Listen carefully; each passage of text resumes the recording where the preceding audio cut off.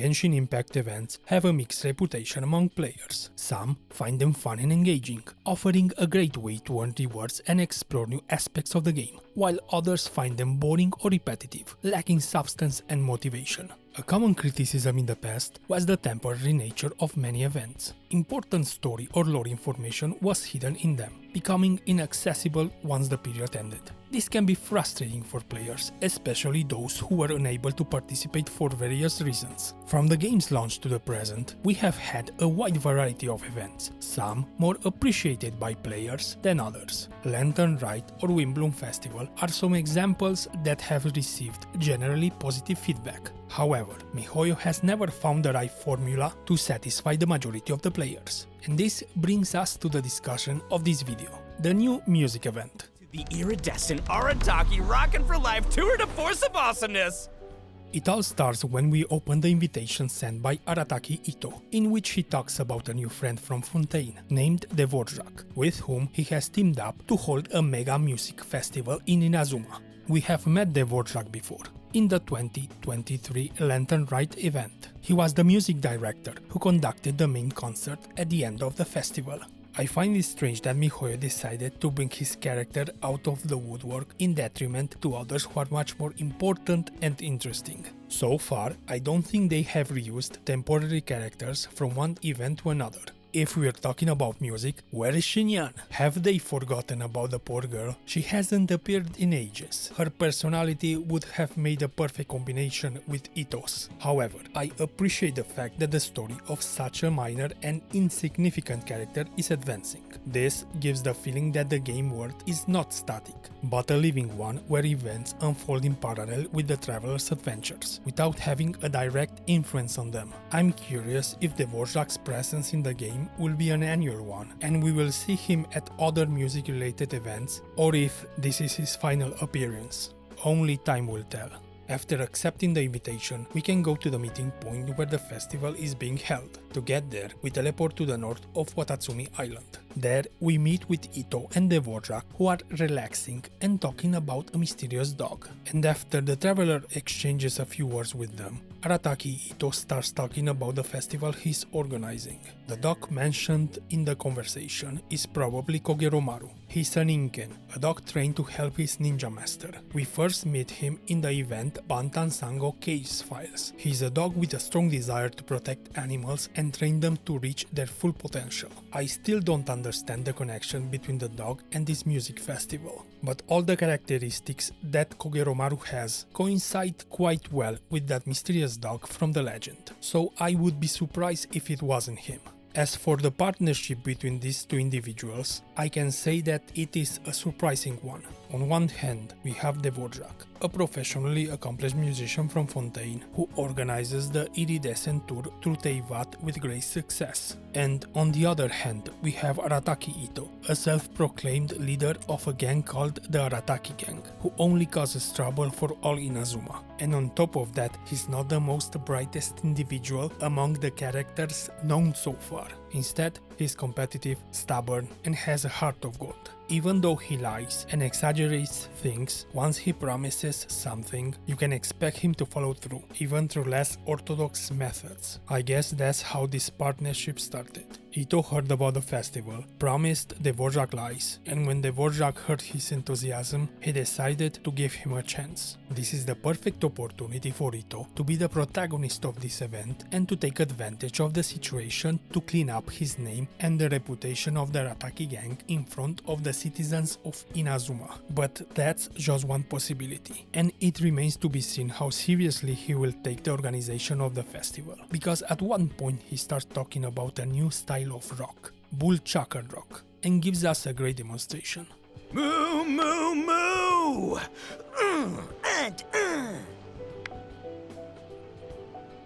After this funny moment, the conversation took a more serious turn and they start talking about the civil war in Inazuma and how the animals on the islands were affected. Dvorak says that there is a strange legend that speaks of a dog who appeared out of nowhere and helped all the animals. I am now quite sure that the dog mentioned in the conversation is in fact Kogeromaru. The characteristics described by Dvorak coincide perfectly with him. The courage of this dog prompted the musician to bring to the public's attention the amazing things he did during the Civil War. The reason for holding this festival is due to this fact. Dvorak composed a song about the dog, thus inspiring the main theme of the event. After the conversation progresses a bit, we begin to learn about the lies and exaggerations that Ito told Dvorak to convince him to become the festival's official partner. Ito talks about the connections and knowledge he has all over Inazuma, and then starts listing every important person he knows. It is true that Ito has an extremely magnetic personality, and when he's not just causing trouble for others, he manages to make friends very easily with anyone. He's impulsive and childish, and always gets into trouble even if his original intentions are always good. In any situation, he sees the glass half full, so it's hard to stay mad at him for too long. He represents a character archetype that is used to add a type of absurd and a bit idiotic humor to any situation, a kind of mechanism to lower the tension in the story, even under a more serious context. Even though his role in the main story is not very important, Ito is one of MiHoYo's favorite characters, and at every possible opportunity he is given a leading role in these side events because they know that most players like him, even if this is not reflected in sales when his banner appears. His personality is also found in the individuals with whom he forms the Arataki gang, less in Kuki Shinobu. She is different from the other members. Kuki is the one who brings order and stability to the gang, the true leader of the organization, the only person you can count on to see something through to the end. However, Ito was able to find and secure the location for the current festival. We also learned that General Goro helped him in this regard. Apparently, this strange friendship was formed when Ito wrote a letter to Miss Hina asking if she knew the procedure for holding an event on Watatsumi Island. She replied that he had to contact Goro to get a place and a permit for such a thing. Fortunately, Ito is naive enough and has not yet made the connection between Goro and his secret identity. It seems a bit absurd to me that no one catches on the connection between Miss Hina and Goro. This situation is a subtle homage to the parallelism present in popular fictional works such as Superman and Bleach, where characters hide their identities through methods even more absurd than Goro's. However, I wonder how effective this situation is for an audience that has seen this joke recycled 1,000 times. I hope that in the future, this secret identity will be the main theme of an event, and the one who would orchestrate the whole situation from the shadows would be Yaemiko. She's always the mastermind and does not refuse any opportunity to torment or take advantage of poor Goro. After all this absurd conversation, Ito leaves and we are left with Dvorak. He takes this opportunity to show us the areas built for the festival and says that he needs a little help to finish decorating the main stage. Apparently, the Arataki gang has focused all their attention on the mysterious legendary dog, and only Kuki Shinobu is doing her job to help with the festival preparations. Paimon says to Dvorak that she and the traveler will help in any way they can and that he can count on them. Before we end the conversation, we learn that Ito will sing on the main stage on the last day of the festival. I'm a bit surprised with this new information. Maybe I'm misremembering, but Ito hasn't shown any singing capabilities up to this point. Even now, at the last minute, he doesn't seem to be practicing too much the song he'll be singing. Instead, he and the Arataki gang are more concerned with finding that mysterious dog. It remains to be seen what he will surprise us with. In Liyue, we have Hutao, and in Inazuma, apparently, more recently, we have Ito. I can't even imagine what plans MiHoYo has for these two when they will participate in the same event. However, I do have one more criticism to make, even though it's not specific to this event, but rather a general problem in Genshin Impact. Why does Paimon always make the decisions for the traveler? It's totally absurd and pointless for a child who doesn't know much to dictate all the actions we have to follow. The traveler doesn't even have the illusion of free will, even though theoretically they have such a strong will that they can change the fate of the world. I'm starting to think that Paimon is the real protagonist of this game. But anyway, that's a bigger discussion that deserves a separate video. So, let's get back to what happened in this musical event. As I was saying, once we finished talking to the Dvorak, just as we were about to leave, Kuki Shinobu and Heizo appeared with a basket full of goodies. From them we learned that Kujo-Sara had received an invitation to the music festival, but she refused because she didn't want to have anything to do with Ito. Apparently the message sent sounded more like a threat than an invitation. No wonder Kujo-Sara didn't want to come, but instead she sent a few baskets full of lavender melon as a gift. Heizo suspects that this gift was not sent out of kindness, but rather a hidden message for Ito, a kind of threat to remind him of his time in the police station jail. Paimon confronts Heizo about his theory. Before ending the conversation, Paimon takes the opportunity to ask Heizo about the mysterious dog. Since he is a detective, maybe he knows something. He says it's nothing more than a local legend, then says goodbye and leaves. After a short while, Kuki Shinobu also leaves to distribute all the invitations to the festival that she promised to take care of. The presence of these characters during the event is a welcome one. Each of them have a different role in the main story and in the side story. Kuki Shinobu is involved in organizing the festival and making sure that all preparations are complete on time and successfully. And Heizo, being a detective, is following the truth behind the legend of the Ninken dog. Of course, we are talking figuratively here because according to him, he is not involved with the festival and quickly denies the existence of the dog, attributing it only to a legend spread by the citizens of Rito. Heizo goes there anyway, but says it's just to investigate other cases. The gift sent by Kujo-Sara, the basket of melons, is interesting from several points of view. Its purpose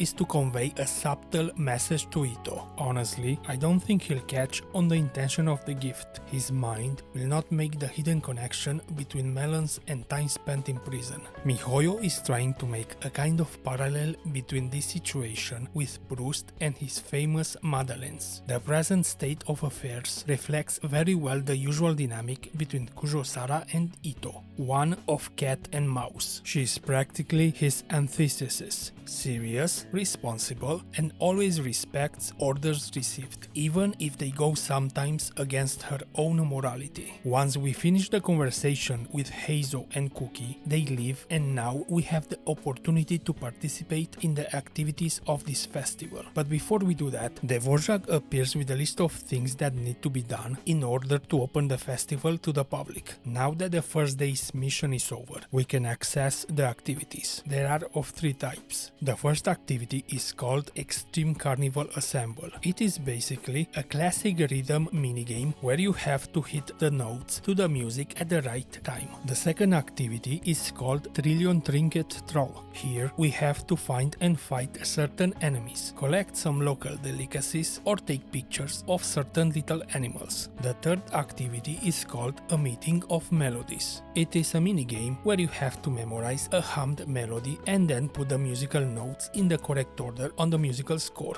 After completing the activities in the second and third categories, players will receive festival decorations, which must be given to the Dvorak. The event interface has a pleasant aesthetic, full of colors with a variety of characters that appear through the festival. They are positioned according to their importance. In the foreground we have Ito and Paimon, both singing. A little further back is the Dvorak and Yoimiya. I guess she will supply the festival with fireworks. And in the back far away are Heizo, Kuki Shinobu, some little animals, and of course Yaemiko. I understand that not all the characters from Inazuma can be present at the festival, but the absence of Ayato and Ayaka is somewhat strange because they are both part of the Yashiro Commission. Even with these shortcomings, the art that represents the event is very aesthetically pleasing, definitely up to the standards of Genshin Impact. There are 4 menus that can be accessed in the event interface. Fervor Fevers. Here we can get the main prize of the event,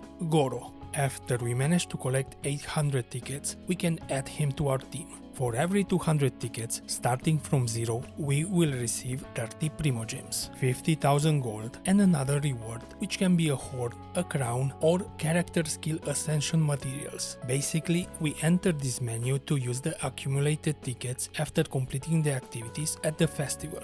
Music composition. Here we can access and edit music compositions from the current festival, from previous ones, and from other players. Event venue. Here we enter a hub with 4 sub-menus. In the Extreme Carnival Assemble, you can access the selection of songs from this event. There are 7 different ones in total. After completing a song, you receive 60 Primogems, 60 tickets, money, character ascension materials, XP books, and weapon ascension crystals depending on the difficulty chosen. In the Trillion Trinket role, you have to enter to see the list of objectives that you have to complete. For each activity completed, you receive 20 Primogems, 20 tickets, 40,000 gold, and 5 XP books. In A Meeting of Melodies, you have to enter to see the locations of the NPCs with whom you have to interact and pass the hummed melodies to the score. After each completed melody, you receive 20 Primogems, 20 tickets, 20,000 gold, and character talent ascension materials. In the venue decoration, you enter to see how many festival decorations you have to give to the Dvorak. I will talk more about each activity when I go through them. Returning to the main hub, we can see that the last menu is called Rock and Roll Tour. Here we enter to see the missions that are part of the main story of the event. In total, there are 2 missions, and after completing them, we will receive from each 30 Primogems, 80 tickets, 50,000 gold, and 5 XP books. The amount of prizes that can be obtained, if I'm not mistaken, is identical to all the other temporary events in each patch. I will not calculate the exact amount because I'm sure that others have already done it and it is easy to find. Of course, on the first day you cannot get all the prizes and they must be unlocked in installments in the following days, which is a bad habit in Genshin Impact. A common criticism of MiHoYo from players is the gating of event progress over multiple days. Such issues have been resolved in Star Rail, where most events can be completed in a single play session or at the player's own pace. But for some reason, this problem still persists in Genshin Impact. Anyway, for this video, I'm at an advantage in this regard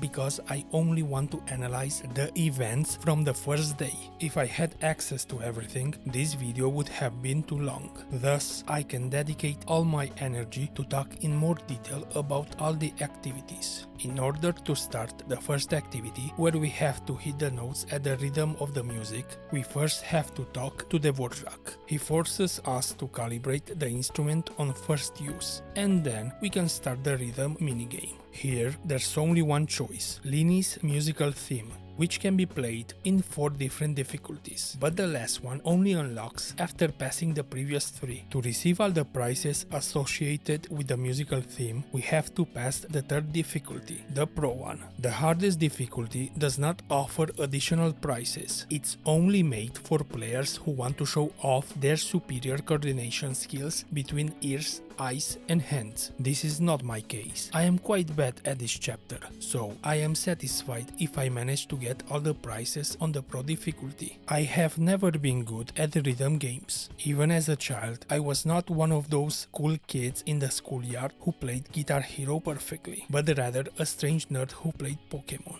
When I see musical notes of different colors, I start to panic and I don't press the buttons in the correct order anymore. It's like my brain and hands starts working diametrically opposed just to sabotage me. There are 6 columns where the notes fall randomly, and the complexity and speed of them increase with the difficulty you choose. This kind of rhythm games have also been in other 6 past temporary events, the major difference being the music tracks available. This year's event focuses on the musical themes of the Fontaine characters. However, you can also access songs from past events or music made by other players, but you can't win prizes for those. This type of minigame is quite popular among the players. I'm one of the few weirdos who don't like it. Their popularity is due to the simplicity of execution, and they can be replayed many times even if you have received all the rewards. Once the hardest difficulty is unlocked, you can play it to infinity, beating your previous score until you reach a perfect one.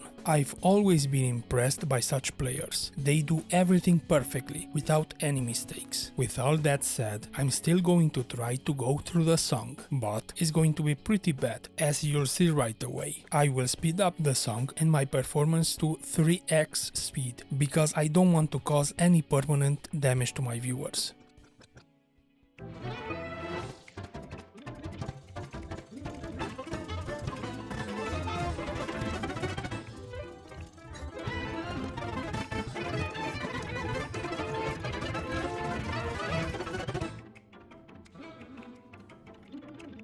Anyway, even though I did badly, I managed to win all the prizes in the end. The second activity we can do is to defeat specific monsters from the list Dvorak gave us. First, we have to destroy 3 different types of ruin machines. So I go to Arumi because I know that's where I'll find exactly what I'm looking for. After doing this, I go to Sumeru because there I have to destroy 2 types of primal construct. I teleport to the Dune of Illusion and manage to defeat all the enemies on the list. The third type of enemy we have to defeat are the Clockwork Mecha, so I go to Fontaine to find them. Finally, an activity I can enjoy, hunting enemies. For a veteran player like me, the hardest part was remembering where I could find 3 different types of enemies for each machine, but I'm curious if a new player can complete this activity considering you need access to different regions. I have no way of checking what the experience for a level 30 account is. For example,